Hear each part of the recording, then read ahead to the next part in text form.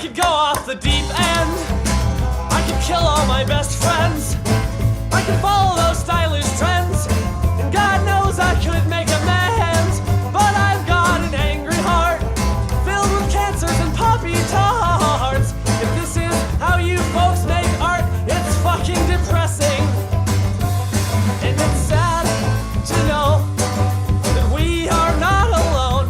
And it's sad to know there's no honest way out. So whenever they say the word urban, you know what they mean. You know what they mean when they say it was a more urban version of Steve Austin was the idea. I still think it's absolutely insane if you ever go back and just... I mean, like, granted, there are so many things that have been done in pro wrestling's history that don't age well even, like, a year later, but... To me, part of close to the top of the mountain is the Crime Time introductory vignettes from like 2006. I don't even have anything to say about those other than... I mean, we've hung out with like Alex and all of them who wrote the shit. Well, 'cause the irony of it is you're trying to appeal to a 65-year-old white man from Washington D.C. From rural Virginia. People forget Vince was a redneck. Yeah. He grew up in a trailer park until he was, I think, 13 years old. He was straight up white trash. And then his dad took custody, and all of a sudden he's off to military school, and his life takes a hard right turn. So a lot of the stuff was written more to appeal to him. And I think that's always been the biggest failing of WWE's writing, is that rather than trying to write a good show, they're trying to write a show that'll get approved by Vince, because he has that power of, that ultimate power to just axe a show. Yeah, he has final say. Yeah, which is a mistake. Can you think of a single other live TV show where an individual has final say on the script to the point where he can trash everything and have you rewrite it as they're doing it? Yep, Lorne Michaels for Saturday Night Live. Has he ever gone that hard on it? I don't know. But he's had that power since the 70s. He's had that power, but has he ever abused it the way Vince does? I don't know. Like, I've never heard, because I've always heard of them having that show written at least a week in advance, so they can do run-throughs. Yes. Well, because that's the thing, is that not only do you have whoever the guest on the show is, writing their own sketches and whatnot, but they'll do the tests where they'll shoot the sketch multicam in front of a crowd, and it's before it's live just to see how the crowd reacts to it. And they'll get ones that just absolutely, fall flat and never see the light of day. Or the struggle they had with Sacha Cohen, because he, despite his type of humor, he is actually a very devout Jew. And he was like, I can't, we have to film this another time. I can't do it on a Saturday after sundown. Yeah. I'm sorry, I can't. So there's stuff like that where they have to adjust. But it's, even if Lorne Michaels has the power, I've never heard of him abusing it to that degree. Yeah. Where it's so consistently week in, week out. 52 episodes, or rather technically 104 episodes, 365 days a year for, at this point, we're going on, 15 years this has been going on? The longest episodic television show is the number that they like to play around with. And I love, the only number I love more is whenever they do a streak in pro wrestling. Oh, where it's a work. Not even that, even the New Day holding the tag titles. Yeah. Where it's they're the longest reigning tag team champions if you arbitrarily decide to start counting certain title reigns and not others, and even then it's dude, it's pro wrestling. They can hold the titles for 10 years. You know why? Because it's not a real competition. You don't have to take the belts off them. The only time that gimmick worked out and I think was really played with correctly was the hunkometer. Yes, but that was because it was so ridiculous. It was tongue-in-cheek from the start. Exactly. It was so ridiculous I think the biggest issue with a lot of stuff is it'll get so ridiculous over time. But it's not meant to be ridiculous. Think about how many people look like fucking idiots the second Eric Rowan reached in that cage and pulled out a giant fake spider. A lot of people. A lot of people looked stupid for their reaction to it. And all they would have had to do, if they had played it as comedy from the get-go, more like people were confused by it than angered. Mm-hmm. And even if you had it where Rowan was the one person treating the spider like it's real and everyone else is is this guy fucking high? What's wrong with him? That would have been fine, but they played it so at the beginning like it was serious. Mm-hmm. So when it comes down to it and you go, oh, well, it's not serious. He took a giant fake spider out in front of No Way Jose and his conga line and they all ran away screaming. All he did, they made everyone look like an idiot by contrast because that had happened. And I guarantee you that was something where they had no idea what was going to be in the cage. And then at the last minute, they're like, oh, just put something in there. It made Vince laugh. What if it's a giant fake spider? Ha! That'd be hilarious. It's good shit. would you consider that the handicap of their process? Oh, absolutely. I think the biggest issue is, if you look at NXT's product when they were shooting, doing tapings as opposed to doing live TV. The Ryan Ward writing era.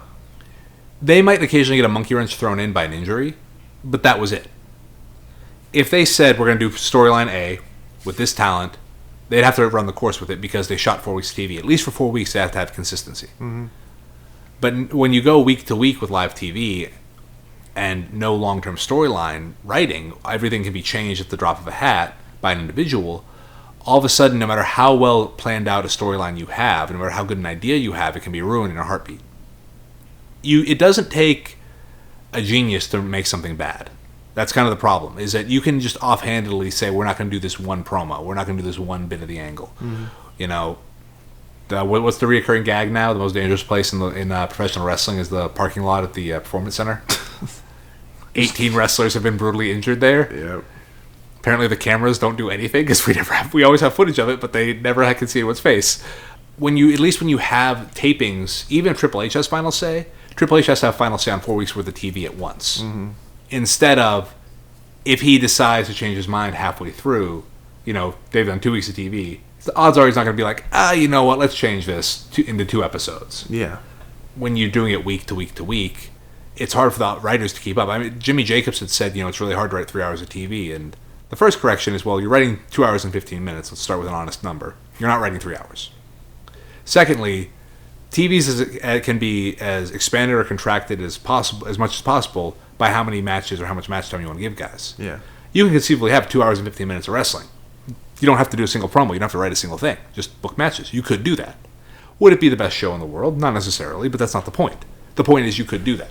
Now, if you want to write, you have to understand what you're writing for. I think the biggest mistake WWE makes, I made this point today to a friend of mine about how the WrestleMania, they're not concerned with whether or not it's a good show. The company's job is to produce content. Doesn't matter if it's good content, doesn't matter if it's bad content, it just has to be content. It just has to fill time. Because that's what they're paid to do. They have certain TV rights deals to fulfill. Yeah. Doesn't matter if the SmackDown in front of no one in the PC is terrible. They don't care. They need to put a show out. Otherwise, they lose that sweet, sweet Fox money. Fox doesn't care about the show. They just want their episode. Well, because the ratings are also, for all accounts and purposes, consistent. They've been doing about 2.5 million for the past couple weeks, even with an empty arena show. Mm-hmm.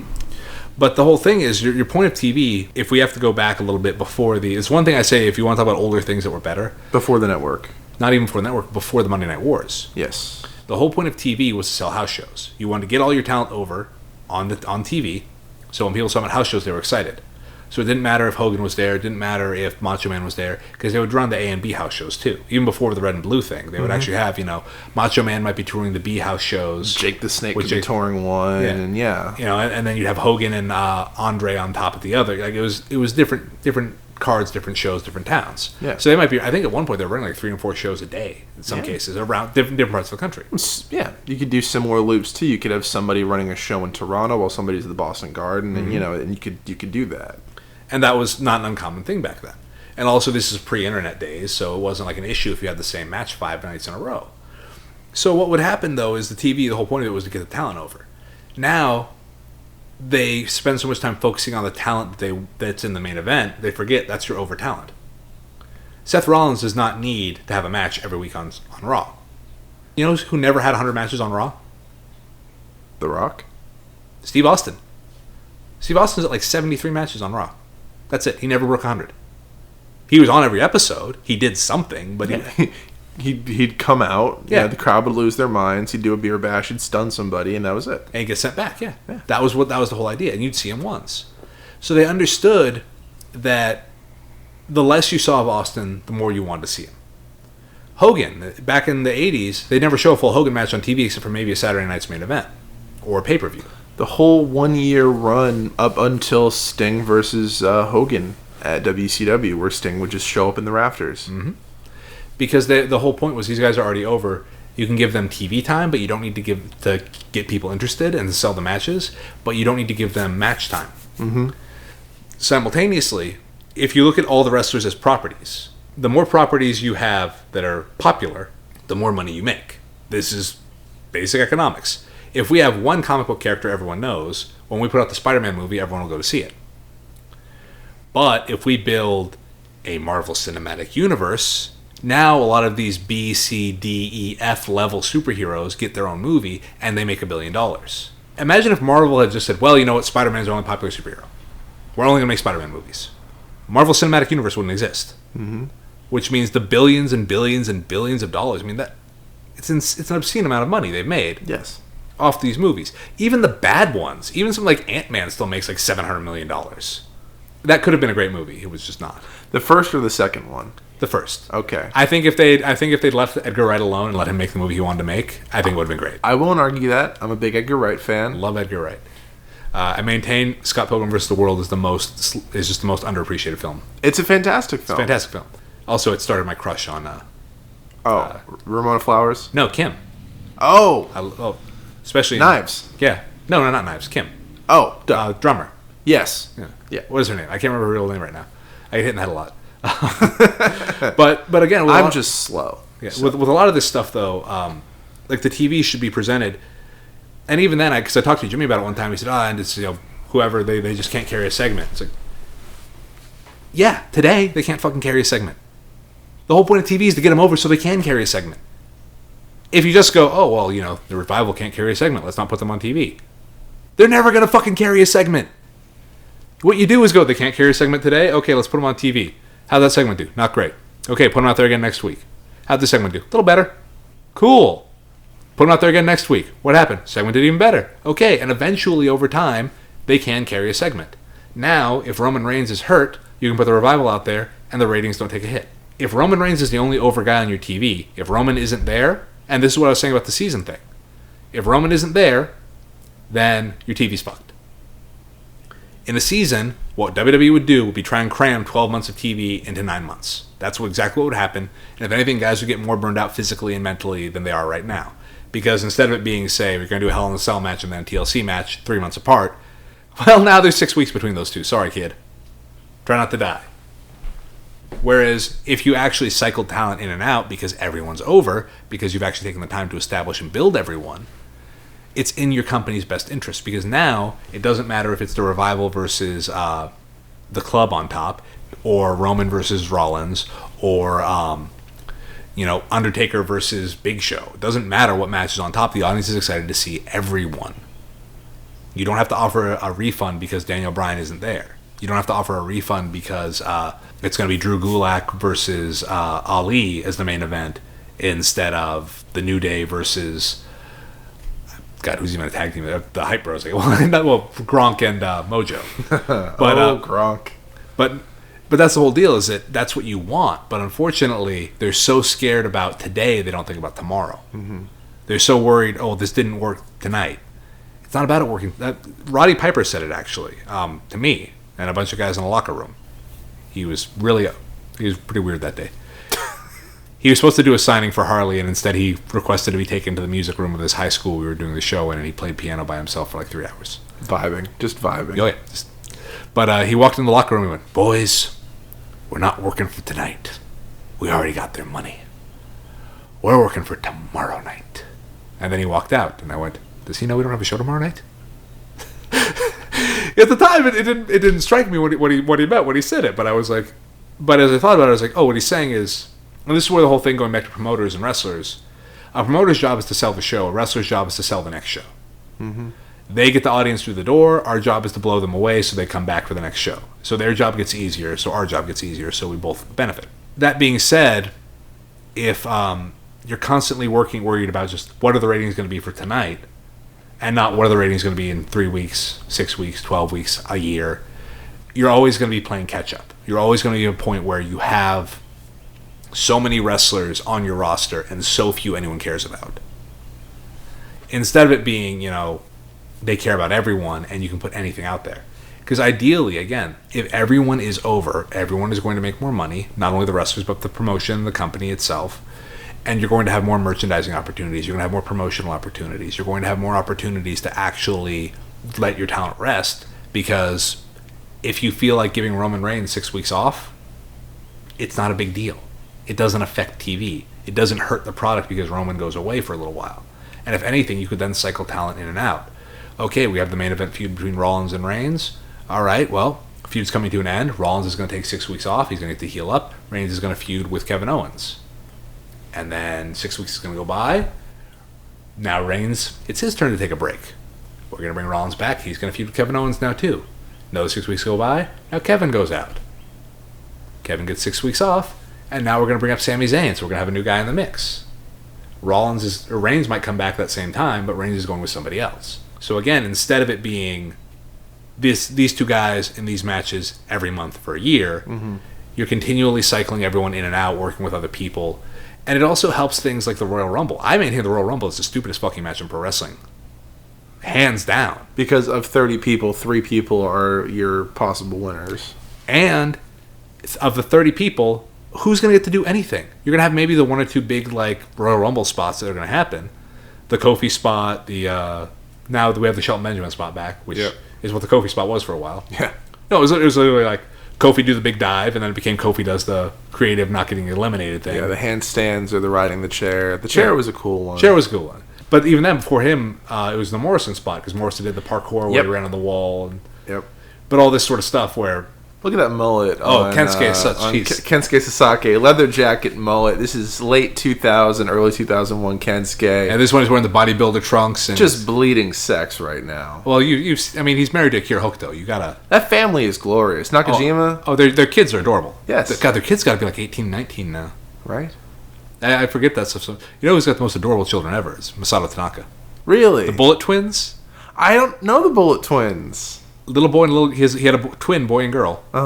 And if you ever follow him on Instagram, the best follow is Masato Tanaka, because it'll be like three posts of him just bloodied and beat to fuck doing like some insane death match, or him doing just some crazy hard hitting like strong style shit, and then it'll be an adorable story about his son and his daughter, how his daughter will crawl into the dog crate, and his son will close the door and lock her in. Oh, no. And then he'll free her, and then she'll come out and he'll crawl in and she'll lock him in. I need this in my life, because right now it's mostly just Minoru Suzuki fit pics. Stance socks of the day. Well, apparently they sponsor his store. I know they do. I didn't realize that until a while ago, and I was like, oh, that's why. There is a Stance store at Disney Springs, too. Oh, yeah, there is, yeah. No, they're very popular socks. I actually wear them whenever I wrestle. I have some, because I wear them on my kick pads, because they're really good to just... If you have a sock... If you go just bare calf, it's a bitch to get the neoprene on over the skin, but if you have the sock on, it'll just slide right on and off. Are you one of these super dry guys? I'm not. Pillman's a big super dry guy. Yeah, Pillman's a lot of things. Pillman is a lot of things. I think Pillman might currently be recovering from flu-like symptoms. I like Brian, but he does not make it easy. I think that's the best way to describe it. Brian is an enigmatic character of an individual, and I'll leave it at that. He's a guy people like, and they struggle with that every day. He's like Teddy Hart minus the flips. Oh, well, I don't know about that. I think there's differences between Teddy and Brian. There's definitely. But I mean that same way. I think everyone who likes Ted likes him begrudgingly. Yes. I think Brian has more levels of potential wholesomeness to him. Yes, but he is still one of those guys where you like him begrudgingly. Like, you kind of don't want to admit it sometimes, because he'll say or do something stupid. You're like, come on, dude, I co-signed you. Come on, man. You're making me look bad now with coronavirus can't hurt me, and now you've got flu-like symptoms. Like, don't be that guy. It goes back to the concept that we're talking about. Big circle back to the beginning of this conversation. Flow consciousness is really popular with this one. This is just a lot of good stuff like that. Well, also the idea that you not needing to weigh in on every topic. No, you don't. And that's something I find on Twitter is really odd, that I think every wrestler sometimes feels they need to give their opinion on everything. And some things don't need your opinion. Some things, beyond the fact it doesn't really matter what you think of it. I can't remember the guy's name off the top of my head. He does stuff with Conrad, the mortgage guy, for podcasts and stuff. Oh, yeah. Dave Hancock, I think. Okay. He helps organize StarCast. But he asked what the best belt from a major company was, and I basically told him, go to hell, it's the Michinoku Pro title. And anyone who says different can go fuck themselves. The Michinoku Pro title is fucking beautiful. Their tag titles are glorious. It's been a long time since I've seen it, but I remember flipping through a Japanese wrestling magazine where they were showing those belts getting made, the Tohoku, I think it is pronunciation, tag titles. And they were made by a company that does like Sentai stuff, that does like the Power Rangers designs. So these tag titles look beautiful. And some random fan, don't know who this guy is, just decides to throw in their 2 cents of, I think that belt looks really ugly. Yeah, no one fucking asked you, you fucking moron. Beyond the fact you're fucking wrong, no one asked you and no one fucking cares.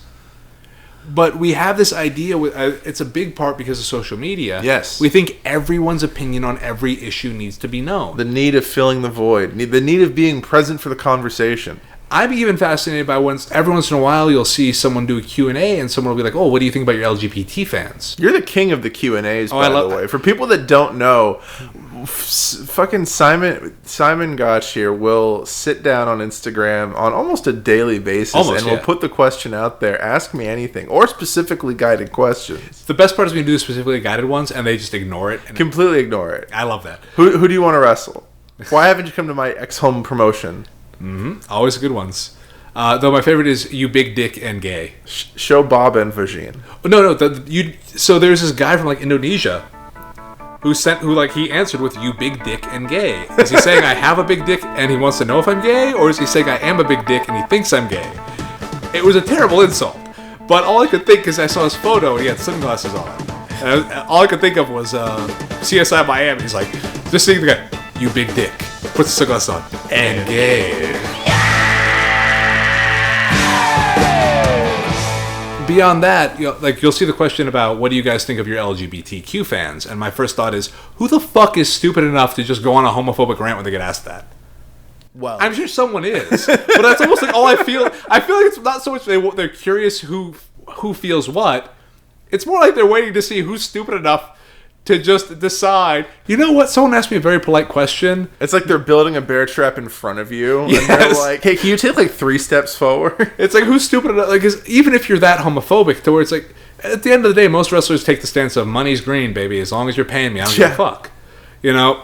Well, it's another thing too is like I've noticed like, you know, the whole concept of virtue signaling. I do think it's very important when people have a platform to make an effort to not associate with people that directly negate what they are trying to represent or what they're trying to promote. You know, it's because everybody has a voice, especially in professional wrestling. As a performer, it's a bad look not only to your fans, but, you know, to anybody. If you stand for something proudly and then somebody else comes around and they're talking shit against that and you associate with them, it's a bad look. Oh, absolutely. But it's also worth remembering, Meg, my girlfriend, has laughed at me before because, like, we were out at a concert one time at this venue here in Orlando, and she's just asking me, she's like, that one wrestler that you were telling me about the other day, like the one that's like a big dummy, like who was that? And I said, you have to be a lot more specific. Oh, yeah. It's remembering that not only in wrestling, in acting, in a lot of different industries, people might not be intellectually all there. They might not have all the tools they need to make a cake, but if their heart's in the right place, that's kind of what matters. Right. Like, I'm not somebody who personally associates with or works on shows with Schlack out of New Jersey. He's somebody who very publicly has been called out for his affiliation with the AC Skinheads when he was younger, before he was in wrestling. And, you know, there are people who wholeheartedly will say, that is my reason not to support him. That is my reason not to support the companies that affiliate with him. And they are completely within their right to do so.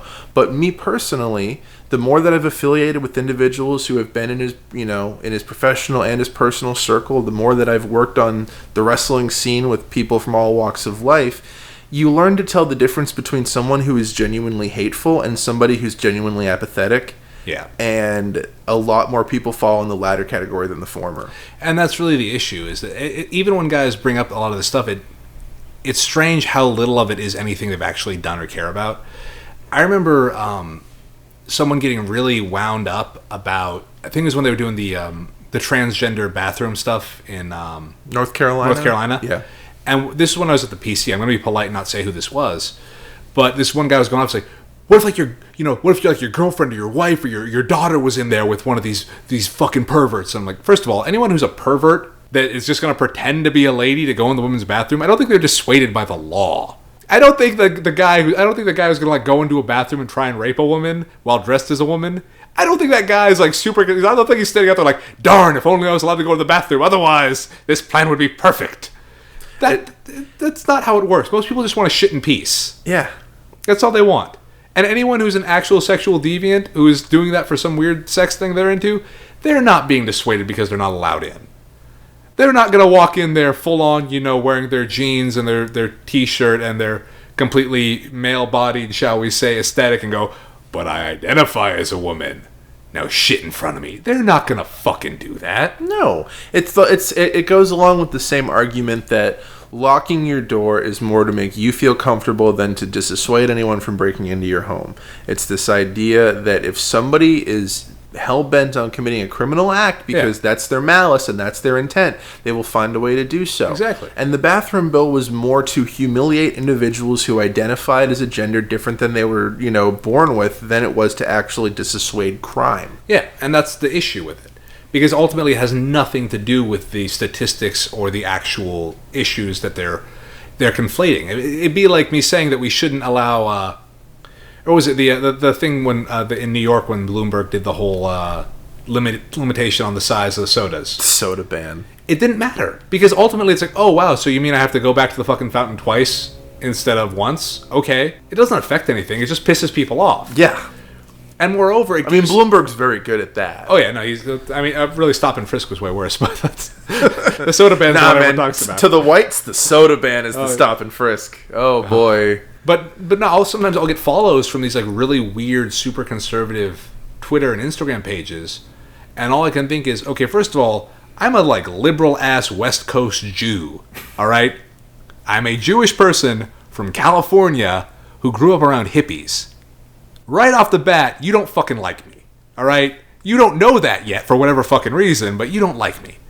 And then to top it off, again, I have never made any qualms about my political sort of affiliations or ideologies being out there. I own a fucking t-shirt of Minoru Suzuki choking out Donald Trump.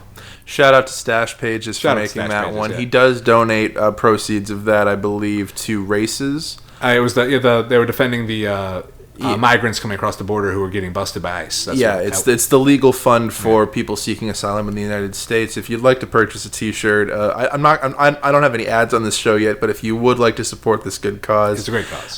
Stashpag.es is the website. I believe he still has some stock up. It's supporting independent artists here on How to Fall. Oh, yeah. But when I posted a photo of me in that shirt, because it's one of like 2 shirts I'd paid for, because I love free shirts. I've said this on the podcast before. My favorite thing. It is currency in pro wrestling. It's a free T-shirt. If you give me a T-shirt, I'll promote anything.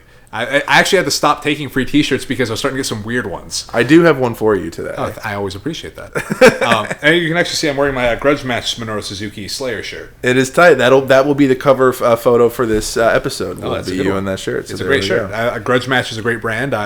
Also, another good one is a Total Debacle. They do great stuff too. Okay. We're going all through. We got Private Hell. We got all kinds of different companies. How is it that the bootleg shirts are so much better than all the legit shirts? I have that question. And honestly, I think really what it just comes down to is chain of command. I feel like it is certain organizations who I will not name have their system for how they handle merchandising, and it's a balance between cost effectiveness for the actual illustration and how quickly they can get things out immediately after they've introduced an idea on television.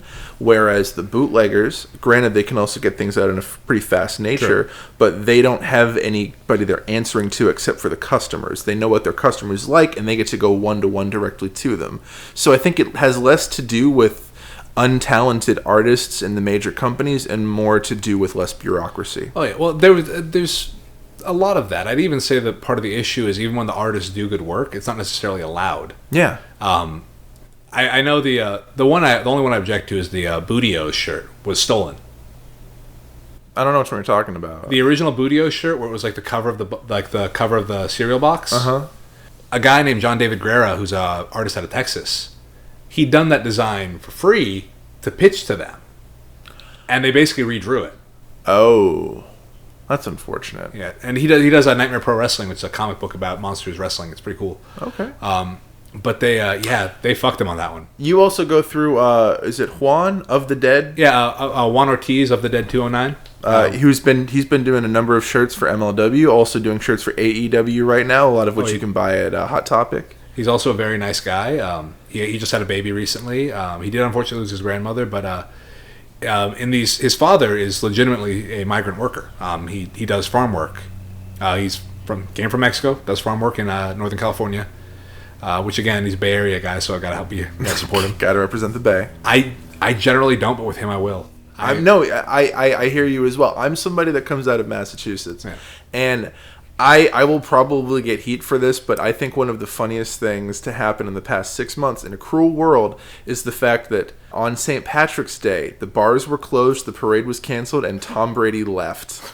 All three things happened on St. Patrick's Day to Boston. I can only think of the amount of guys named Sully who punched through a wall that day. Oh, so much broken drywall. So much broken drywall. So many Dunkin' Donuts parking lots full of crying guys. Good thing they're the ones that actually hang the drywall.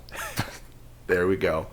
But man, no, like I do have my issues overall with like the general, like, you know, the sports scene and the toxic college culture of like the Boston area. But I mean, my second home right now is Maine. I do so much for the Maine wrestling scene these days, between Limitless, between Let's Wrestle, and, you know, I love being up in the New England scene because I have a lot of friends up there.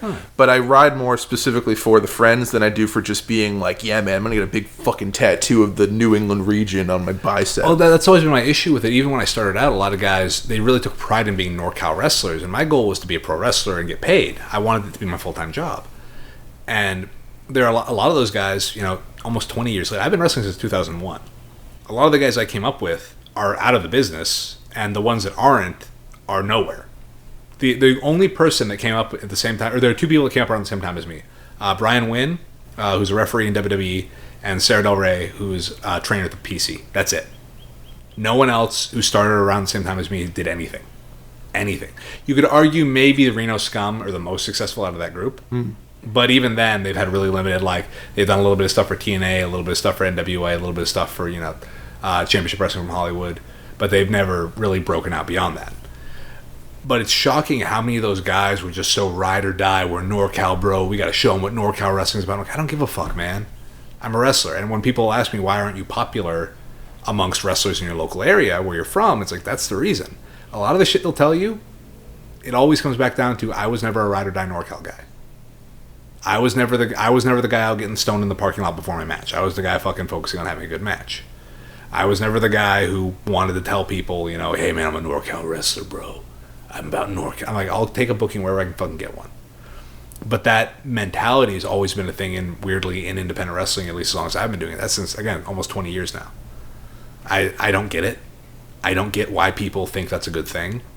Because my logic has always been, if you want to do this, you have to do it everywhere. You can't just want to do it in your little hometown. And that was before we had the internet as big as it was. Before we had, you know, IWTV. Before we had even YouTube. I've wrestled for 5 years before YouTube existed. Yeah. I mean, I look at the differences in the independent wrestling scene between when streaming was a viable platform for indies to afterwards. When there was that point in time where, for the majority of the country, not so much so for the California scene, or NorCal at least, the majority of the country, it fell into the categories of, were you on ROH tapes? Were you on Smart Mark tapes? Were you maybe on a couple of the tapes that High Spot carried? Yeah. And that was basically the outlet for a lot of indie guys. Were you on Rob Feinstein tapes? That's why CZW was big for a while. Even if they weren't making a lot of money and the guys weren't making money, from a popularity standpoint, being on Best of the Best or being on Tournament of Death was a big deal. Because it meant that you were being on tapes that Smart Mark was selling a bunch of. Same with King of Trios for a couple of years. Chikara, same thing. Where a lot of these companies, it wasn't necessarily that they were the best companies.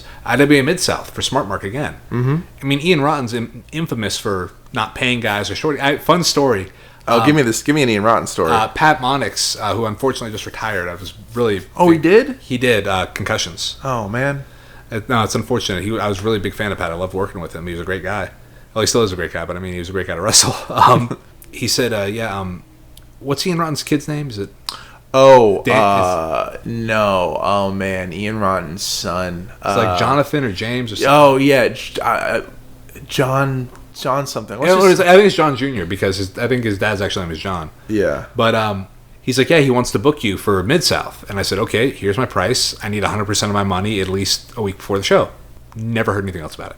Because my one thing, because I've known too many guys who, and it's always about $200 is the cutoff mark. That's when everyone stops working for Ian, is when he owes them $200. It was just one of those deals. Like, I'm not going to go there and get shortchanged and be in a position where I have to fight Ian Rotten over $10. Because I'm going to go, fuck it, it's $10, which he's counting on, and I don't like that. Yeah. I don't like the idea of going into a situation where... It's so funny to me that Ian Rotten has the same mentality that major corporations will do with artists, where they'll have the idea of, you're not going to fight me on this pay we're not giving you because we have better lawyers than you. With him, he's counting on you having the pride to not say, I want the extra $10. Yeah. Dude, Rudy Charles said he never paid him his full amount, ever.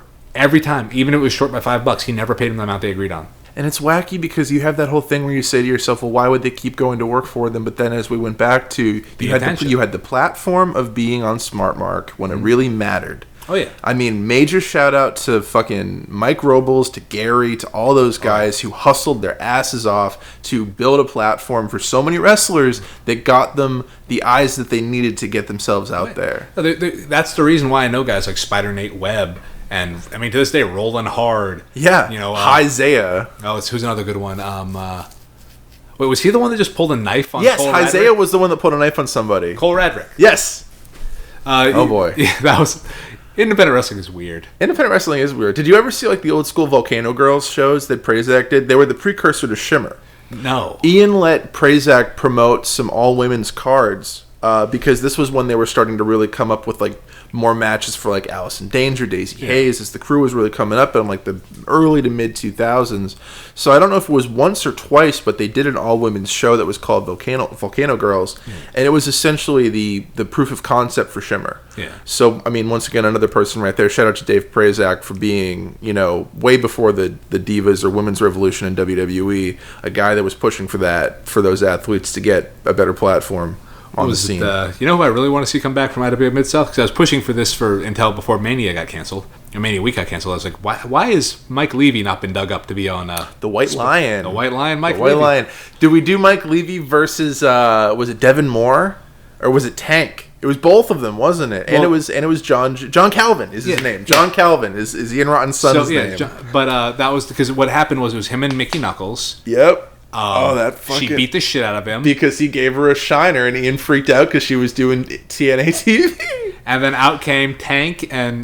Devin Moore. They curb stomped light tubes onto his face. And through the ladder as well. And John Calvin got to hit him with a cane because he said, Daddy, can I hit him? Yeah.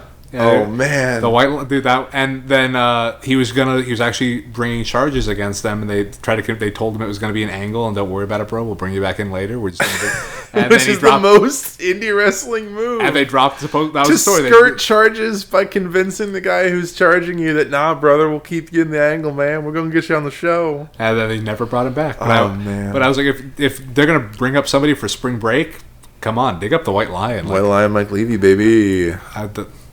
Book him before you book Superhuman. I never co-signed that. Let me just make that clear. I always felt, even seeing the videos, I felt awkward because my sister is actually a special ed teacher. She's a vice principal now, but she was trained in special education. She's a special ed teacher for years.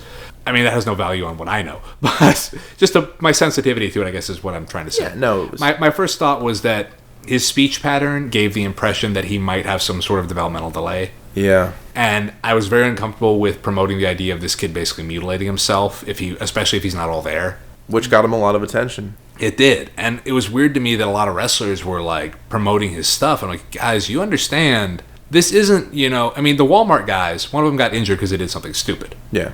But they had athleticism, they had potential. And the sad fact is that the real issue with the backyard wrestling stuff is always going to come back down to you're going to do something stupid sooner or later that's going to get you really hurt.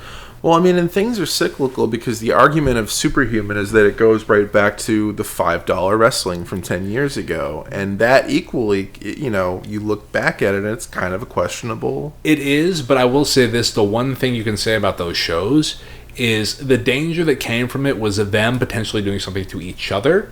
Not to themselves, if that makes sense. I mean, yeah, it was more structured. By very much the concept, Superhuman's whole appeal was, hey, I'm going to jump into a bed of light bulbs, and you guys can laugh at me getting hurt. A bad match between Jeff Hart and Freight Train, it might be a bad match.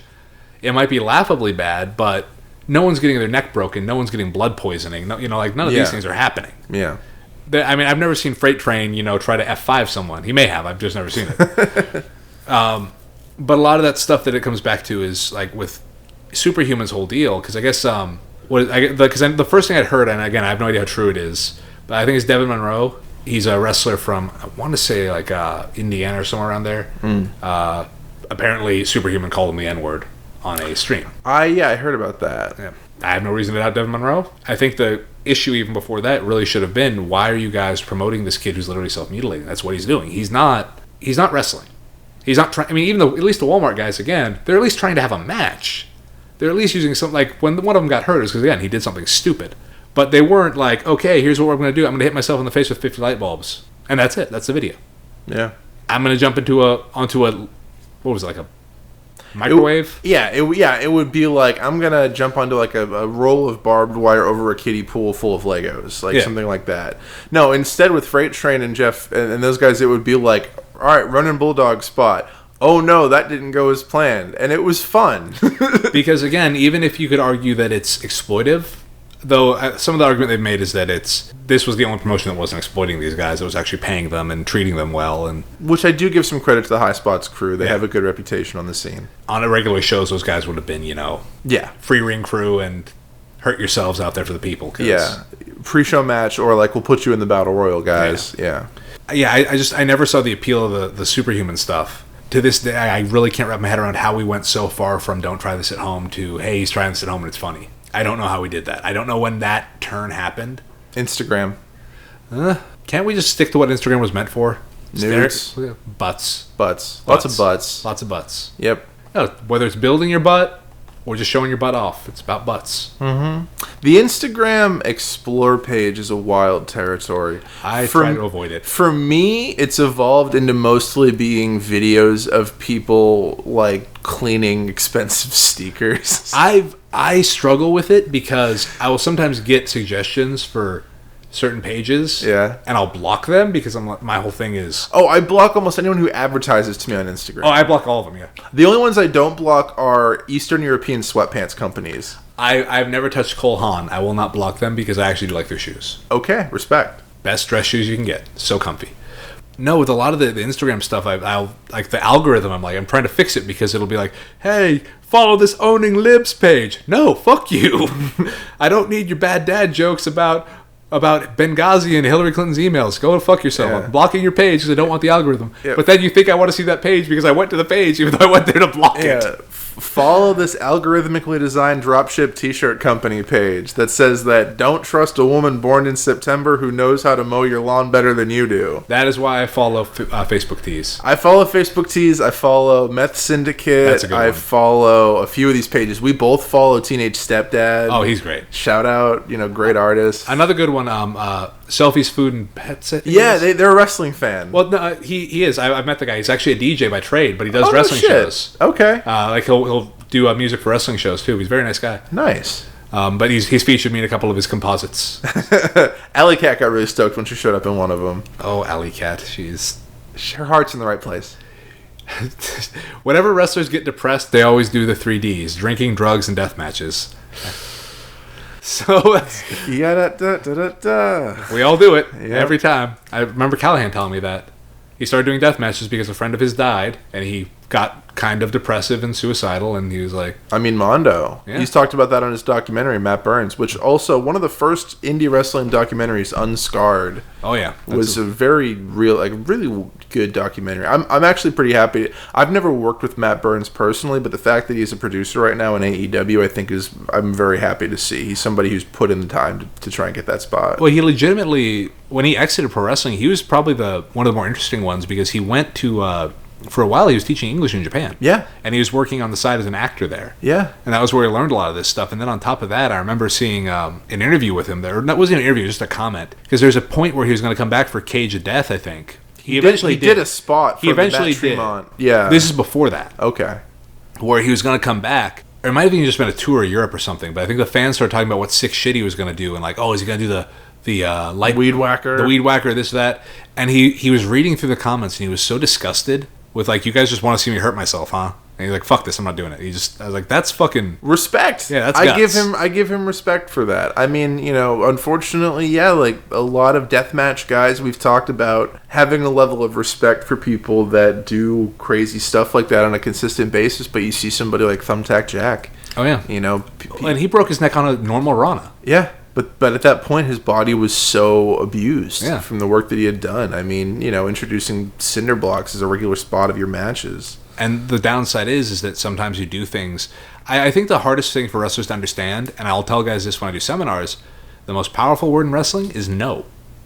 A lot of rookies are scared to say that word. And worse yet, guys who start getting a lot of hype, they're afraid to say it for themselves. It'll be like, I remember hearing years ago, Too Cold Scorpio had two prices when you booked him. It's like $500, you get Scorpio. $750, you get $450 tumbleweed, fucking bring it Scorpio. You can pay me $5, I'll do it for $5, but you're getting, very basic, go out there, dance, headlock takeover, maybe an elbow drop off the second for the finish. That's it. That's what we're going home off of. Yeah, you get Family Show Scorpio. Yeah. But if you pay me $750, I'll go out there, fly my ass off, and give you 150%. There was a wrestler that came from the DDT dojo that toured New England for about a year, I want to say, around 2011, 2012. His name was Taka Suzuki. And he was basically a quote-unquote university wrestler in Japan. Their name for backyarders. Came to the States, trained out of the Chaotic Training Center. So he was working with Warbeard, he was working with Tommaso, Brian Fury, that whole crew. And he did get to have a few matches with guys like Eddie Kingston and Callahan where, he was able to almost get to the cusp of... His goal was to get big enough that he could sign with a company like Ring of Honor that could get him a visa and then stay in the States as a wrestler. He didn't get there. But I remember very specifically, he worked every match that he ever got offered. He would take it, no matter how cheap the pay was. And he did this one show for a small-time promoter in the Boston area where they wanted him to do a table spot. And he told them, no, I'm not gonna go through a table for this show. And the promoter asked him, why? You're always so, willing to do so much for me. Why is this the barrier? And, I don't know if Taka's English wasn't great or if he just liked to mess with people, but he did tend to play in, selective English. And he said to the promoter, little pay, little bump. Big pay, big bump. And he was saying, for $20, I'm not going through that table. You throw me $75 or $100, sure, I'll do the table spot. Because he knew the promoter was going to say no. Oh, yeah. And he knew that, equally so, the crowd would be happy with the match that he would give him for $20. And the issue is a lot of guys get so scared to say no because they think they'll lose their spot or the audience won't be happy with it, that they'll do the same thing every night. They'll take those bumps. They'll do the stuff that you should be doing once at a big show. But the problem is guys will tell themselves they have to do it. I mean, Aiden actually had was very athletic and could do some really cool shit, but he didn't want to do it in matches. And his reasoning was, well, I don't want to have to do it every night. You don't have to do it every night. Do it on TV. Do it on pay-per-view. Don't fucking do it on house shows. That's day one shit. But this is also different sometimes when you come up in the WWE system versus when you come up outside of WWE, because he had it drilled into his head, if you do it tonight, you got to do it every night. No, you fucking do not. They cannot make you. To quote Dan Severn, if you think you got anyone out there that can beat me for real, you send them out. Otherwise, my contract doesn't say I have to lose. But again, we tell ourselves so deeply that we think every show is going to be the last one we'll ever work if we don't do exactly that. Kobashi's knees. He did the fucking moonsault every night, 300 nights a year, for a decade, and then people wonder why his knees were completely dead. Great Muta, same thing. Blood destroys his knees doing the moonsault. Maybe don't do it tonight, Maybe don't do it tomorrow night. Maybe don't do it this month. Maybe go for it and get cut off, but tease it. We get so caught up in it then we wonder why we wind up the way we do. It's all lessons. It's all learning and growing. And I think at the end of the day, that's what this is all about. Well, it's all you can really do with it. I mean, I'm in a different place with what I think about wrestling today than I was even, 2 years ago, 3 years ago when I left WWE. And when I was in WWE, I was at a different place than I was before I got signed, and I was at a different place before I got signed than I'd been in, for the last 5 years. Every once in a while, you should grow, you should change, you should learn more.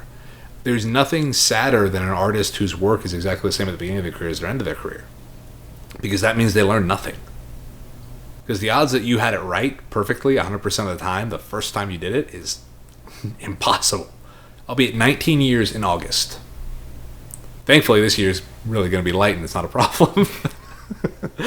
That's one thing. My health has always been very good. I've spent a lot of last year injured, but that was all completely unrelated to wrestling, random injuries, which is kind of funny. in the sense that I was like going 2-3 weeks on end without being able to sleep because of some of them.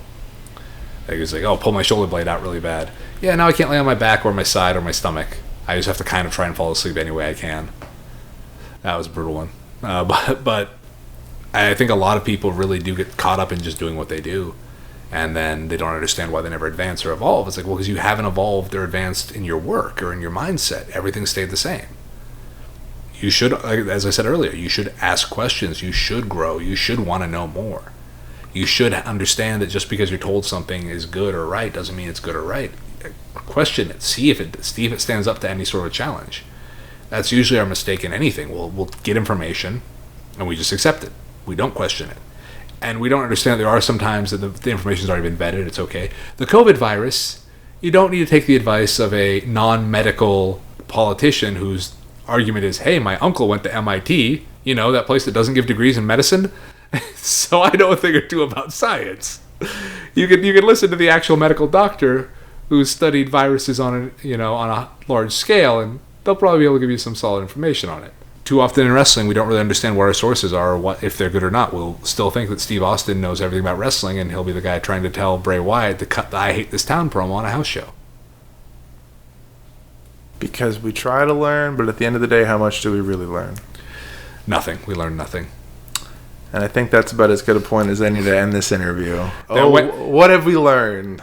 Not only have we learned nothing, well, here we learned one thing, because I don't know what the final cut of the show will be. This is probably going to be a two-parter. Oh yeah, but I mean, we were shooting to have this an hour, and I'm pretty sure we went like 2.5. It's 1:55 right now. Okay, we were shooting to be. Wait, did I get here at noon or? No, we've been rolling for 1:55. We've been rolling for 1:55. So with editing done, let's say we get this down to 1:30 at most. That's still 30 minutes more of actual usable audio. Yeah. Versus what we were gonna do. So this is, as Harry can tell you, I'm very verbose. I like to talk. The man likes to talk, and that was a big reason why I wanted to put him on this show. Risking our own deaths in the process. I mean, the national lockdown hasn't started yet. I'm fully convinced that this time tomorrow we're going to be in a shelter in place. So you're saying I should go to the grocery store after I leave? Yes, there's a Target about a mile up the road. They're usually pretty. You know, I live in now, right? You know. Yeah, bought a house. Oh, you did. Closed on a house back in February. I never talk about. I don't talk about my personal life. I like to avoid doing that, but okay. I like to be like Scott Steiner. I like people not to know what's going on with me in my real life. I want to be like when I'm like 55. People are like, is he married? Does he have kids? Does he have grandkids? Does he have a real job? I heard he died. It's like, yeah, I died 6 years ago. Wait, you died? Yeah, I did. What are you doing here then? Man, I don't know. It's work. It's a fucking work. It's all one big work. All of this. I'm afraid to leave the house. I'm as timid as